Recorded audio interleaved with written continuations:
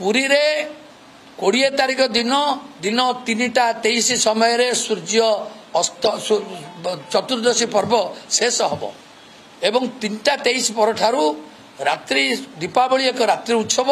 एवं पया श्राद्ध रात्रि उत्सव काली पूजा रात्रि उत्सव लक्ष्मी पूजा रात्रि उत्सव तेणु ये सब उत्सव को पालन करने 3:23 रु आरंभ हो संध्या समय संध्या एंटायर संध्या दीपावली जो अंधकार रात्रि से आम पया श्राद्ध करूँ एवं जो माने काली पूजा करती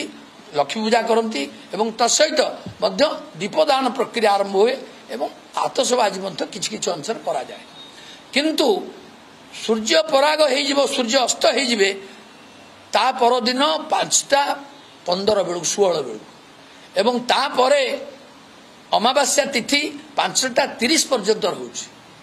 गोटे दंडक होउछि 24 मिनिट 24 मिनिट जदि समय नाही 3 दंड रहिबा कथा एवं जदि थाए ताहले कार्यक्रम चतुर्दशी दिन पंचम दिन